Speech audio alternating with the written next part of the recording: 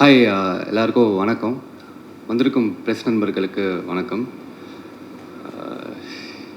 நேற்று ராத்திரி தான் முடிஞ்சுது.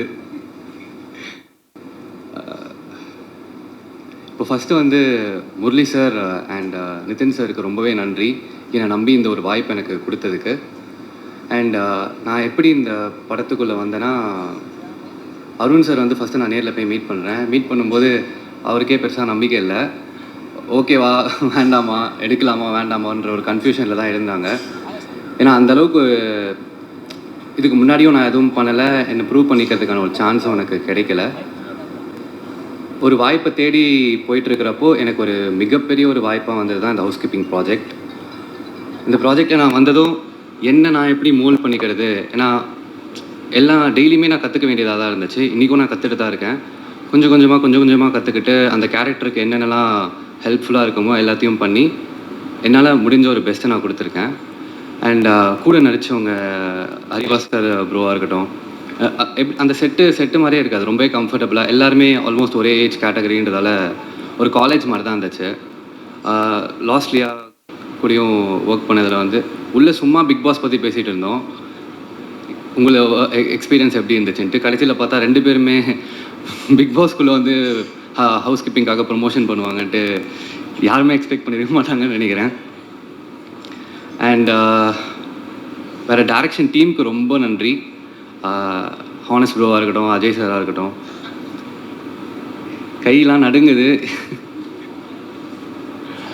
அண்ட் வாசு சார் வந்திருக்காரு. உங்கள் முன்னாடி ஒரு பேசுகிறதுக்கே ரொம்ப தேங்க்ஃபுல்லாக இருக்குது சார். அண்ட் இளவரசர் சார் கூட நான் நடித்தேன். தூரத்துலேருந்து பார்த்து கற்றுக்கிட்டே இருந்தேன். அவர் எப்படி இந்த ஹேண்டில் பண்ணுறாரு, அவரோட எக்ஸ்பீரியன்ஸை பார்த்து ஒரு சைட்லேருந்து பார்த்து ஒரு லேர்னராக அப்சர்வ் பண்ணிகிட்டு இருந்தேன். அண்ட் ஓஷோ ப்ரோ சூப்பராக போட்டிருக்கீங்க ப்ரோ. மியூசிக்கு ரொம்ப இப்போ இருக்கிற யங்ஸ்டர்ஸ்க்கு ஏற்ற மாதிரி ஒரு பீட்டில் அடாப்ட் ஆகிருக்கு எல்லாமே. அண்ட் வேறு என்ன சொல்கிறது தெரியல. எல்லோரும் ஒரு வாய்ப்புக்காக தான் காத்துட்ருப்பாங்க. எனக்கான ஒரு வாய்ப்பு கிடைச்சிருக்கு, அதை நான் ப்ராப்பராக யூஸ் பண்ணிக்கணும்னு நினைக்கிறேன். அண்ட் எல்லா மக்களுக்கும் ரொம்ப நன்றி. இது வரைக்கும் ஆதரவாளித்தருக்கும் இதற்கு மேல் இந்த படத்தை ஒரு சக்ஸஸ்ஃபுல்லான ஒரு ப்ராஜெக்டாக கன்வெர்ட் பண்ணுறதுக்கும் ரொம்பவே நன்றி. தேங்க்யூ. மெனி ஆர்ட்ஸ் அந்த ஆர்ட்ஸ் எல்லாம் தாண்டி என்னன்னா, இப்போது எனக்கு ஒரே டவுட் தான், உள்ளே போனால் எல்லாருமே பாதியாகவே வராங்க. நீ டயட்டெல்லாம் இருக்க வேணாம், சும்மா பிக் பாஸ் ஹவுஸ் உள்ளே போயிட்டு வந்துரு, இழைச்சிருவீங்கிற மாதிரி. அப்படி இழைச்சிருவீங்க. என்ன தான் சாப்பாடுலாம் கிடைக்குதா இல்லையா? சாப்பாடு கிடைக்கும், அதுக்கு ஒரு பெரிய டாஸ்க்கெலாம் வச்சு எல்லோரும் ஒரு 10-15 கிலோ சாப்பாடுலாம் கிடைக்கும். ஆனால் அதுக்கு ஒரு பெரிய டாஸ்க் வச்சு கிட்டத்தட்ட எல்லோரும் ஒரு 10-15 கிலோ இழைச்சிட்டு தான் வராங்க. எல்லாருமே இழைச்சிட்டு தான் வராங்க. நல்ல ஒரு விஷயமா இருக்குது. ஆக்சுவலி அதை சொல்லி உள்ளே அமுச்சிடலாம் போல இருக்குது. போயிட்டு வந்துருங்க, கரெக்ட் ஆகிடும், ஃபிட் ஆகிடும் அப்படிங்கிற நிறைய பேர் அந்த நம்பிக்கையில் தான் உள்ளே வந்தாங்க. ஓகே. அண்ட் லாஸ்ட்லியா கண்டிப்பாக மீட் பண்ணியிருப்பீங்க. பிக் பாஸ் போகிறதுக்கு முன்னாடி ஏதாவது டிப்ஸ் எல்லாம் கொடுத்தாங்களா உங்களுக்கு? இல்லை, ஐடியாவே இல்லை.